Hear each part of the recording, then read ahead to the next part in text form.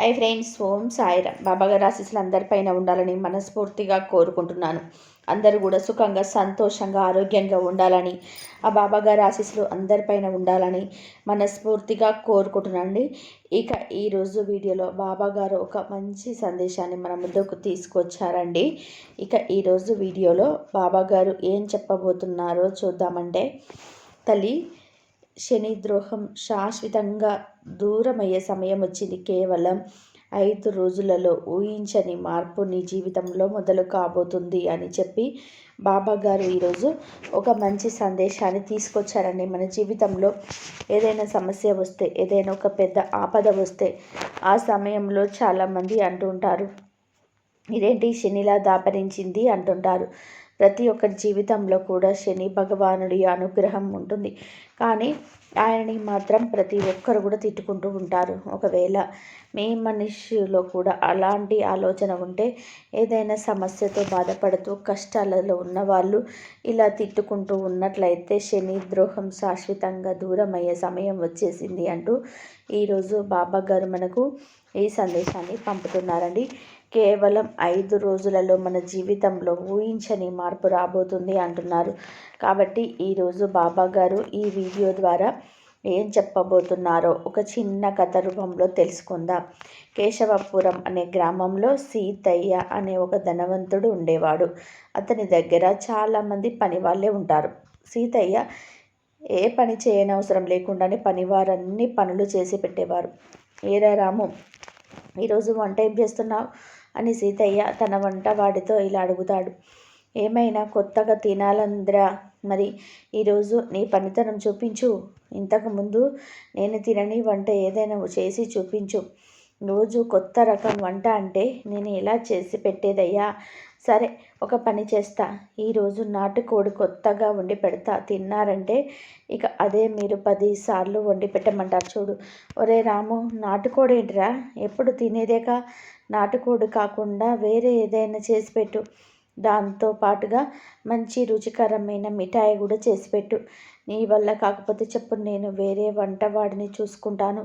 అయ్యా, అలా అంటారేంటయ్యా, మీకు కావలసినవన్నీ నేను చేసి పెడతాగా. చేపల వేపుడు కొత్తగా చేసి పెడతాను చూడండి, దాని వాసన గుమ్మగుమ్మలాడిపోతుంది. వెళ్ళు, త్వరగా వెళ్ళి వెండి తీసుకురా. ఉదయం ఎప్పుడో దోశలు తిన్నాను, ఇప్పటికీ అరిగిపోయి చాలాసేపు అయింది. అప్పుడు రాము ఇలా అంటాడు. అయ్యగారు, అలా కొంతసేపు కునికి తీయండి, నేను వంట అవ్వగానే మిమ్మల్ని లేపుతాను. ఏం నిద్రలేరా? అసలు నిద్ర పట్టి చావటం లేదు. అలా వంటవాడు రాము అక్కడ నుండి వంటగదిలోకి చేరుకొని తన మనసులో ఇలా అనుకుంటుంటాడు. ఏం వంటలో ఏమో, ఈ బండవాడికి రోజు కొత్త రకం వంట చేసి పెట్టలేక చేస్తున్నాను. ఏం చేస్తాం, వీటి దగ్గర పని మానేసి వేరే ఎక్కడైనా పని చేద్దామా అంటే ఈ వంట తప్ప నాకు ఇంకేమీ రాదు. అలా కొంత సమయానికి భోజనం తయారు చేసి రాము సీతయ్య దగ్గరికి తీసుకొస్తాడు. అప్పుడు నిద్రపోతున్న సీతయ్యను చూసి మనసులో ఇలా అనుకుంటాడు రాము. చూడు, వీడు తినడం, మళ్ళీ తిండి కోసం ఎదురు చూడటం, ఇదే పని. అయ్యగారు, అయ్యగారు, మీకోసం చేపల వేపుడు తీసుకొచ్చానయ్యా, లేవండి. అబ్బా, మంచి వాసన వస్తుందిరా, గుమ్మగుమ్మలాడిపోతుంది. చేపల వేపుడా? ఇదేంటి, నేను పోయిన వారం వండావు కదా, మళ్ళీ అదే వండినట్టున్నావు. రోజుకొక కొత్త రకం వంట అంటే నేను మాత్రం వండగలను చెప్పండి. అదే చేపల వేపుడు, కానీ ఈరోజు ఉల్లికారం ఎక్కువ వేసాను, తిని చూడండి అయ్యా. అలా సీతయ్య ఆ చేపల వేపుడిని అరగిస్తూ నవ్వుతూ ఇలా అంటాడు. అవునరా, చాలా బాగుంది. రుచి మాత్రం అదిరిపోయింది. ఒక పట్టు పట్టాల్సిందే. అయ్యా, నెమ్మదిగా తినండి. చేపలలో ముళ్ళుంటాయి, పుచ్చుకుంటాయి. నాకు తెలియదా ఏంటి? పెద్ద చెప్పొచ్చావులే. ఇక వెళ్ళు, రేపు ఏం వండాలో చూసుకోపో. రేపటి సంగతి ఇప్పుడే ఏం ఆలోచిస్తాంలేండి, రేపటికి ఆలోచిస్తానులే అయ్యా. అమ్మయ్య, ఏ మాటకు ఆ మాట చెప్పాలరా. నువ్వు వండినట్టు ఎవ్వరు వండరు. రుచి బాగా ఉండేసరికి 4 ముద్దలు ఎక్కువగా తిన్నట్టున్నాను. కడుపు బాగా కొంచెం బరువుగా ఉన్నట్టుందిరా. అప్పుడు మనసులో రామిల్ అనుకుంటాడు. నాకు ఒక ముక్క కూడా మిగిల్చుకోకుండా తిన్నట్టు తిన్నావు. కడుపు ఉబ్బరం కాక ఇంకేమవుతుంది. అయ్యా, కొంచెం తమలపాకులు వేసుకోండి, అదే అరిగిపోతుంది. సరే, నువ్వు వెళ్ళి ఆ గిరిగాన్ని రమ్మని చెప్పు. అలా అక్కడి నుండి రాము వెళ్ళి ఆదాయ లెక్కలు చూసి గిరిని పిలుస్తాడు. ఏమయ్యా గిరి, పంట మీద వచ్చిన డబ్బంతా తీసుకొని వచ్చావా? ఏది, ఎంత వచ్చింది చూపించు. అయ్యా, మొత్తం 3,000 రూపాయలయ్యా. ఇదిగోండి, తీసుకోండి. అన్ని వివరాలు ఇందులో రాశాను. నువ్వు నీ లెక్కలు ఎవరికి కావాలి? డబ్బు ఇచ్చావుగా, ఇక వెళ్ళు. అయ్యా, ఈ నెల నుండి జీతం పెంచుతాను అన్నారు. అది ఒక్కసారి మీకు గుర్తు చేద్దామని. గుర్తుందిలే. వచ్చే నెల నుండి నీ జీతం 2 రూపాయలు ఎక్కువగా పెంచుతున్నా. అదేంటయ్యా, నేను ఇంత పని చేస్తున్నా మీకు కష్టం తెలియకుండా అన్ని పనులు నేనే చేస్తున్నాను కదా. ఒక 10 రూపాయలైనా పెంచండి అయ్యా, నేను చాలా సంతోషిస్తాను. ఏంటి, 10 రూపాయల? నీకు వేలాకోలంగా ఉందా? 3 రూపాయలు పెంచుతా. నీకు ఇష్టమైతే చెయ్యి, లేకపోతే లేదు. అప్పుడు మనసులో గిరి ఇలా అనుకుంటాడు, సన్నాసి విధవ, డబ్బంతా ఏం చేసుకుంటావురా? పెళ్ళాం పిల్లలు కూడా లేరు, అయిన వారిని కూడా దగ్గరికి రానివ్వవు. ఆ విధానంగా సీతయ్య గిరి ఇచ్చిన డబ్బులను తీసుకొని వెళ్ళి డబ్బు పెట్టెలో పెడతాడు. అమ్మయ్య, ఇప్పటికి 3 లక్షలు దాచాను. ఎప్పటికి నేను కోటీశ్వరుని అవుతానో ఏంటో అని సీతయ్య అనుకుంటూ ఉంటాడు. ఇది ఇలా ఉండగా ఆ ఊరిలో దొంగలు పడతారు. అక్కడ గ్రామ పెద్ద ఇంట్లో దోచుకుంటారు. ఆ విషయం సీతయ్య చెవిలో పడుతుంది. అమ్మయ్య, ఏంటి, ఊర్లో దొంగలు పడ్డారా? ఓరి నాయనో, అయితే వారి కన్ను తప్పకుండా నా మీద పడుతుంది. నా దగ్గర ఉన్న డబ్బంతా కూడా దూసుకుపోతే ఇక ఏమైనా ఉందా? నేను ఈ డబ్బు లేకపోతే బ్రతకలేను. ఎందుకయ్యా అంతలా భయపడుతున్నారు?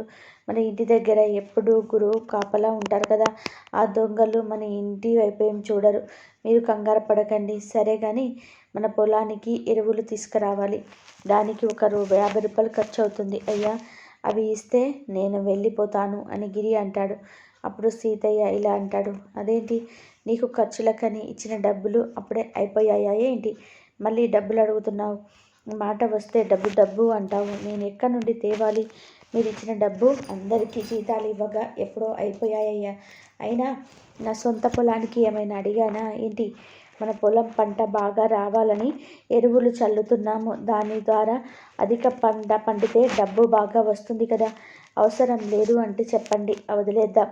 ఏదో ఒకటి చెప్పి నా దగ్గర డబ్బులు వసూలు చేయడం నీకు బాగా అలవాటైపోయింది గిరి. ఇదిగో డబ్బు తీసుకో, ఇక వెళ్ళు. అలా ఆ రోజు రాత్రి సీతయ్య రాంబోతో ఇలా అంటాడు, ఏమో రాము, కాపలా ఉన్నవారు బయట ఏం చేస్తున్నారు? ఒకసారి వెళ్ళి చూసిరా. నిన్న గ్రామ పెద్ద ఇంట్లో దొంగలు పడ్డారంట. కాపలా వాళ్ళు ఉన్నారయ్యా. నేను ఇప్పుడే చూసి వచ్చాను. మీరు ప్రశాంతంగా నిద్రపోండి. ఏం నిద్రరా బాబు, నాకు అసలు నిద్రనే పట్టడం లేదు. రోజు మొత్తంలో గంట సేపు కూడా పడుకోవటం లేదు. అలా సీతయ్య వెళ్ళి మంచం మీద పడుకొని ఉంటాడు. కొంచెం సమయానికి కునుకు పడుతుంది. అప్పుడు అక్కడికి 2 దొంగలు వచ్చి ఇలా మాట్లాడుకుంటూ ఉంటారు. ఒరేయ్, ఈ ఊర్లోకెల్లా ఈ ఇల్లే ధనవంతుల ఇల్లు, సీతయ్య ఇల్లు. ఈ ఇల్లు గనక కూలగొట్టామంటే మనం ఇంకా ఈ దొంగతనాలు మానేసి ప్రశాంతంగా ఉండవచ్చు. అలా కాపలా వాళ్ళు ఉన్న వైపు కాకుండా ఇంకో వైపు నుండి సీతయ్య ఇంట్లోకి చేరుకుంటారు. అదిగోరా డబ్బు దాచిన పెట్టే, పద వెళ్ళి తీసి చూద్దాం. అమ్మో, ఎంత డబ్బు, ఎంత డబ్బు! ఇంకా మన పంట పండినట్టే. త్వరగా కానివ్వు. మళ్ళీ వాడు గనక లేచాడు అంటే మన పని అయిపోయినట్టే. అదే సమయానికి సీతయ్య నిద్రలో ఇలా మాట్లాడుతూ ఉంటాడు. అమ్మో, దొంగలు పడిన డబ్బంతా దోచుకుపోతున్నారు. అయ్యో, వాళ్ళని పట్టుకోండి, నా డబ్బంతా పట్టుకుపోతున్నారు, వాళ్ళని పట్టుకోండి. అలా నిద్రలో కలవరిస్తూ ఉండగా అక్కడికి రాము వచ్చి నిద్ర లేపుతాడు. అప్పుడు సీతయ్య నిద్ర లేచి ఇలా అంటాడు, ఒరే రాము, ఆ డబ్బంతా వాళ్ళు దోచుకుపోతున్నారా, వాళ్ళని పట్టుకోరా. డబ్బు పెట్టె మొత్తం ఖాళీ చేసేశారు. అదేంటయ్యా, బయట కాపలా వాళ్ళు ఉన్నారు కదా, నేను బయటే పడుకొని ఉన్నాను, ఇక్కడికి ఎవరు రాలేదురా. ఏదేదో కలగన్నట్టున్నారు. ఏంటి, ఇదంతా కలనా? లేదురా, వాడు దోచుకొని పోవడం నేను కళ్ళారా చూశాను. లేదయ్య గారు, ఇక్కడికి ఎవరూ రాలేదంటే మీరు నమ్మరు. కావాలంటే ఒక్కసారి మీ డబ్బు పెట్టె తెరిచి చూసుకోండి. సరే అయితే నువ్వు బయటకు వెళితే నేను ఒక్కసారి ఆ డబ్బు పెట్టె తెరిచి చూడాలి. వెళ్ళు. అక్కడి నుంచి రాము బయటికి వెళ్ళిపోతాడు. సీతయ్య ఆ డబ్బు పెట్టె తెరిచి చూస్తాడు. అందులో డబ్బు ఉంటుంది. అమ్మయ్య, నా డబ్బు నాతోనే ఉంది అంటే నేను దొంగలు పడి దోచుకుపోయినట్టు కలలు కన్నానన్నమాట. ఇంకా నయ్యం, ఎక్కడ నా డబ్బు దోచుకుపోయానా అని ఎంతో కంగారు పడ్డాను. ఎందుకైనా మంచిది, నేను ఈ డబ్బు పక్కనే నిద్రపోతా. ఆ డబ్బు పెట్టె ప్రక్కనే పడుకుంటాడు. ఎంతసేపటికి అక్కడే పడుకున్నా కూడా సీతయ్యకు నిద్ర పట్టదు. ఎంత ప్రయత్నం చేసినా అస్సలు ఇక్కడ నిద్ర రావటం లేదు. అసలు ఈ దొంగల బిడద ఒకటి. అలా ఆ రోజు రాత్రంతా అక్కడే అటు ఇటు తిరుగుతూ ఉంటాడు సీతయ్య. తెల్లవారిపోతుంది. సీతయ్య ఇంటి ఎదురుగా ఒక పేద రైతు ఉంటాడు. ఆ రైతు పేరు సోమయ్య. సోమయ్య అతని భార్య పార్వతితో కలిసి ఉంటాడు. ఏమయ్యా, ఇంకా నిద్ర లేవలేదా? పొద్దెక్కి చాలాసేపు అయింది, లేచి నీళ్లు తీసుకొనిరా. మళ్ళీ పొలానికి వెళ్ళవా ఏంటి? ఏంటి పార్వతి, చక్కటి నిద్ర చెడగొట్టావు.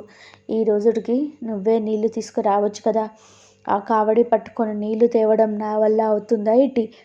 కొంచెం ముఖం కడుక్కొని వెళ్ళు. తిరిగి వచ్చే సమయానికి నీకు భోజనం తయారు చేసి ఉంటా.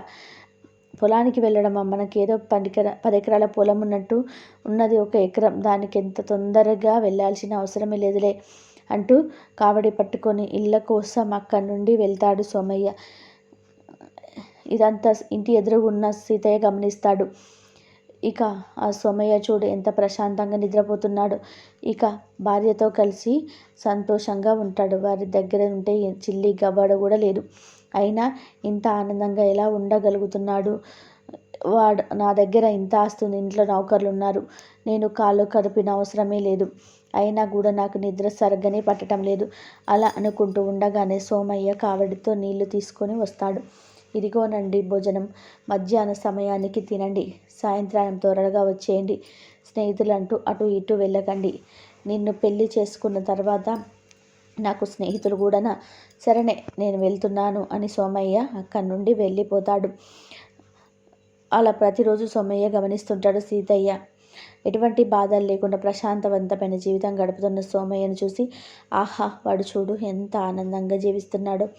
నాకు నిద్ర పట్టి వారం రోజులు అవుతుంది. పైగా ఒళ్ళు నొప్పులు. ఏం చేద్దామన్నా ఒళ్ళు సహకరించటం లేదు. ఒంట్లో నలతగా కూడా ఉంటుంది. ఒకసారి వైద్యుడి దగ్గరికి వెళ్తే పోతుంది. నిద్రకి ఏదైనా మందు ఇస్తాడేమో చూద్దాం. అలా మరుసటి రోజు ఉదయం సీతయ్య వైద్యుడి దగ్గరికి నిశ్చయించుకొని వెళ్తూ ఉండగా ఇంటి బయట సోమయ్య కనబడతాడు. సోమయ్య దగ్గరికి వెళ్ళి సీతయ్య ఇలా అంటాడు. చూడు సోమయ్య, నీకు తల్లిదండ్రులు లేరు. ఆ పార్వతి అనాథ అని తెలిసి కూడా పెళ్లి చేసుకున్నావు. నీ దగ్గర పెద్ద సంపాదన కూడా లేదు. అయినా నువ్వు ఎంత ప్రశాంతంగా ఉన్నావు, ఆనందంగా ఉన్నావు. ఇది నీకు ఎలా సాధ్యమవుతుంది? అయ్యా, మీరు ఎంతో డబ్బు ఉన్నవాళ్ళు. పైగా మీ దగ్గర అనేక మంది నౌకర్లు కూడా ఉన్నారు. మీరు కూడా ఆనందంగానే ఉన్నారు కదయ్యా. ఎంతమంది నా చుట్టూ ఉన్నా నాకు ప్రశాంతమైన నిద్ర పట్టడం లేదురా. నాకు ఆరోగ్యం కూడా ఎప్పుడూ ఏదో ఒక సమస్య వస్తూనే ఉంటుంది. నీకు నిజం చెప్పాలి అంటే నేను నిద్రపోయే సరిగ్గా వారం రోజులు అవుతుంది తెలుసా. అందుకే వైద్యుడి దగ్గరికి వెళ్తున్నాను. అవునా? అయితే మీరు వెళ్ళాల్సింది వైద్యుడి దగ్గరికి కాదయ్యా, మన ప్రక్క గ్రామంలో ఒక గురువు గారు ఉన్నారు. ఆయన దగ్గరికి వెళ్ళండి. ఆయనకు ప్రకృతి వైద్యం తెలుసు. మీకు తప్పకుండా పరిష్కారం దొరుకుతుంది. అవును, మీరు బండి మీద కాకుండా నడిచి వెళ్తున్నారేంటి? అవునురా, మా బండివారు ఈరోజు రాలేదు. ఇక ఆరోగ్యం సరిగ్గా లేదు. వైద్యుడి వద్దకు వెళ్ళగా తప్పదు కాబట్టి అందుకే నడిచి వెళ్తున్నాను. అయితే నువ్వు చెప్పినట్టు ఆ గురువు గారిని కలవాలన్నా చాలా దూరం ప్రయాణం చేయాలి. ఏం చేస్తాం, నడిచి వెళ్ళక తప్పేటట్టు లేదు. సమయానికి మా బండివాడు కూడా ఈరోజే సెలవు పెట్టాడు. అలా సీతయ్య నడుచుకుంటూ పక్క దగ్గరికి వెళ్తాడు. అయ్యా, నా పేరు సీతయ్య. నీ సమస్య నాకు అర్థమైంది నాయన. ఈరోజు మధ్యాహ్నం సమయం మిగిపోయింది. ఇప్పుడు నేను వైద్యం చేసినా కూడా అది పనిచేయదు. నువ్వు రేపు ఉదయం సూర్యోదయానికి ముందే నా దగ్గరికి చేరుకోవాలి. అమ్మో, సూర్యోదయానికి ముందేనా? పైగా ఇంత దూరమా? చాలా దూరమే ఉంది కదండి. ఇంత దూరం నేను రాగలనంటారా? అవును, సూర్యోదయానికి ముందే నువ్వు రావాలి. లేకపోతే నేను ఇచ్చే మందు పనిచేయదు. అది ఒక్కరోజు మాత్రమే కాదు, 5 రోజులు క్రమం తప్పకుండా రావాలి. ఇదేంటి గురువుగారు, నాకు పెద్ద పరీక్ష పెట్టారే. మా బండివాడు అంత ఉదయం వస్తాడో లేదో. నేను నిన్ను ఉదయమే రమ్మన్న బడికి కాదు, నడిచి రమ్మని చెప్తున్నాను. లేకపోతే నేను ఇచ్చే మందు పనిచేయదు. నడిచి రావాలా? నా వల్ల కాదు. ఈరోజంటే నా బండివాడు రాలేదని నడిచి వచ్చేసాను. అంతేకాని ప్రతిరోజు ఇలా రావాలంటే నా వల్ల కాదు. అలా నువ్వు ఒక 5 రోజులు వచ్చి చూడు. నువ్వు ఇక్కడికి ఏ సమస్యతో వచ్చావో అవన్నీ తగ్గించే బాధ్యత నాది. మళ్ళీ ఆ రోగాన్ని దరిచేరదు. ఇంకొక విషయం, నేను ఏది చెప్పినా నువ్వు కాదనకుండా చెయ్యాలి. అందుకు ఇష్టమైతేనే ఇక్కడికి రా. గురువుగారు, మీరు అంత ఇదిగా చెప్తుంటే నేను కాదనలేకపోతున్నాను. నా బాధలు తీరుతాయి అని ఒక ఆశ పడుతుంది. సీతయ్య అక్కడ నుండి తిరుగు ప్రయాణం అవుతాడు. గురువుగారు చెప్పినట్టే మరుసటి రోజు ఉదయం నిద్రలేచి ఆ గురువుగారి వద్దకు వెళ్తాడు. వచ్చావా సీతయ్య? అలా వెళ్ళి అక్కడ ఉన్న నదిలో స్నానం చేసిరా. నేను ఇంటి దగ్గరే స్నానం చేసి వచ్చాను గురువుగారు. అయినా ఆ నదిలో స్నానం చేసిన అప్పుడు నీకు ఆ వైద్యం మొదలుపెట్టడానికి కుదురుతుంది. అలా గురువు చెప్పిన విధానంగానే సీతయ్య వెళ్ళి నదిలో స్నానం చేసి వస్తాడు. తిరిగి వచ్చే సమయానికి గురువుగారు అక్కడ ఉండరు. ఏంటి, నన్ను నది స్నానం చేసి రమ్మని ఈయన ఎక్కడికి వెళ్ళినట్టు?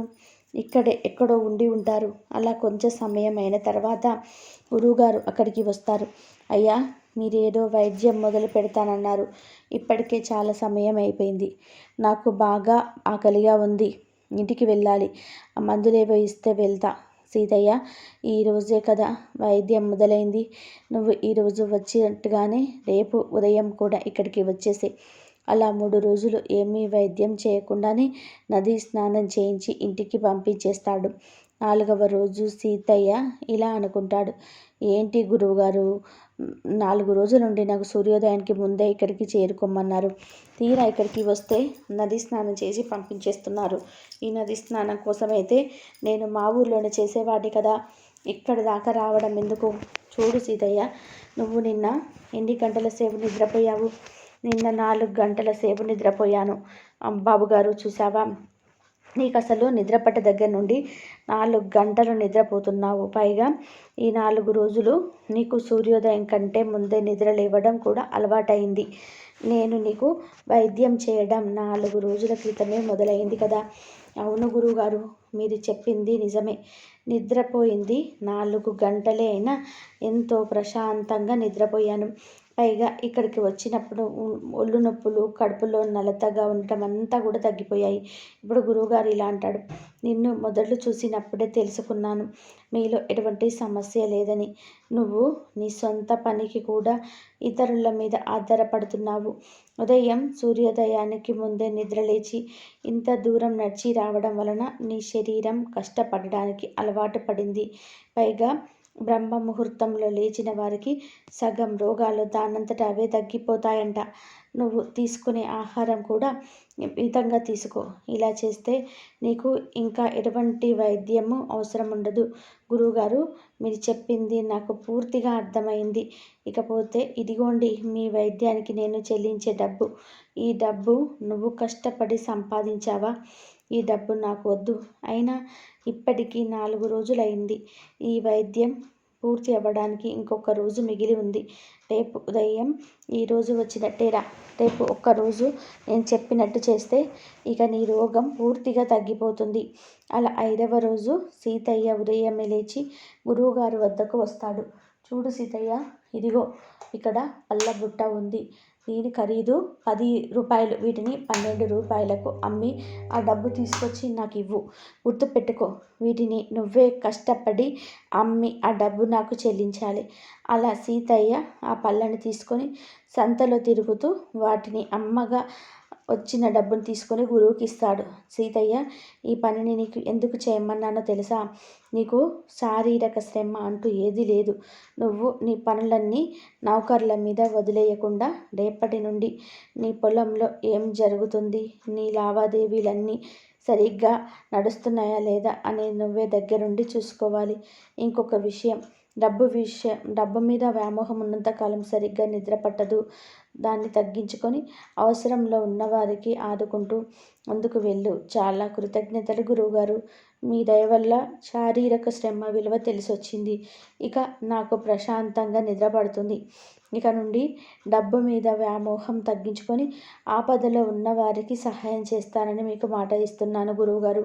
ఆ రోజు నుంచి సీతయ్య సూర్యోదయానికి ముందే నిద్రలేచి డబ్బు మీద వ్యామోహం తగ్గించుకొని అవసరంలో ఉన్నవారికి ఆదుకుంటూ తన పనులన్నీ తానే చేసుకుంటూ ప్రశాంతమైన జీవితాన్ని కొనసాగిస్తాడు.